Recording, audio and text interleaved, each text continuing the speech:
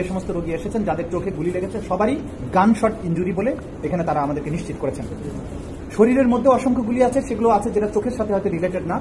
আমরা তাদেরকে আজকে এখানে দেখতে যেটা বলছেন যে প্রথম দিকে যারা গুলিবিদ্ধ এখানে চিকিৎসার জন্য এসেছেন তারা কিন্তু ভয়ে, পুলিশের ভয়ে তাদের নাম ঠিকানা বলতে চাননি, দ্রুততম সময়ে এখানে চিকিৎসা নিয়ে চলে যাওয়ার চেষ্টা করেছেন। যাদেরকে ভর্তি করা দরকার ছিল, থাকতে বলা হয়েছে, তারা সেটা থাকতে চাননি, কারণ তারা আশঙ্কা করেছেন পুলিশ হয়তো তাদেরকে ধরে নিয়ে যাবে। একটা ছেলের সাথে তথ্য আমরা জানি যে তাকে একবার গুলিবিদ্ধ হয়ে চিকিৎসা নিয়ে ফেরত দিয়ে আবার যখন সে দ্বিতীয় দফায় ফলো আপে আসছিল, রাস্তা থেকে পুলিশ তাকে ধরে নিয়ে গিয়ে, একটা বাচ্চা ছেলে, তাকে 12 দিনের রিমান্ডে নিয়ে তাকে রাখা হয়। পরবর্তীতে স্বাধীনতার পরে সে আবার নতুন করে জেল থেকে বের হয়।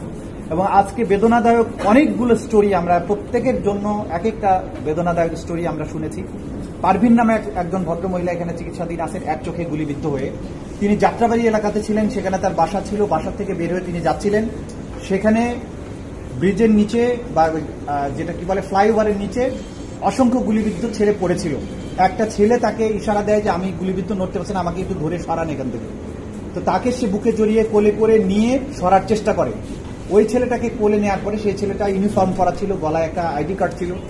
যখন তাকে বুকে নেয় এই সময় আরেকটা গুলি এসে ওই ছেলেটার পিঠে গুলিবিদ্ধ হয় এবং ছেলেটা তার বুকেই শহীদ হয়ে যায়। উনি যখন পিছনে ফিরে যখন আবার দেখার চেষ্টা করছিলেন যে গুলিটা কোন দিক থেকে আসছে, তখন আরেকটা গুলি এসে তার চোখে লাগে এবং সেই গুলি নিয়ে তিনি এখানে চিকিৎসাধীন আছেন। এবং তাদেরকে দুজনকে একসাথেই ঢাকা মেডিকেলে প্রথমে নেওয়া হয়, তারপরে ছেলেটা সেখানে মারা যায় বা গুলিবিদ্ধ অবস্থায় তাকে, শহীদ অবস্থায় তাকে সেখানে নেওয়া হয়।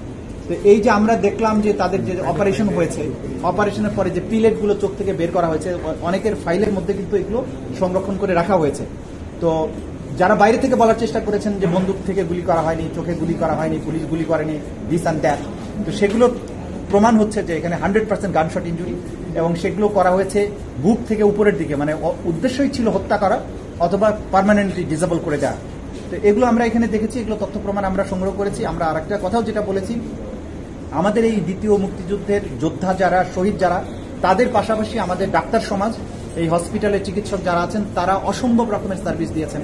দিন রাত টানা 72 ঘন্টা পর্যন্ত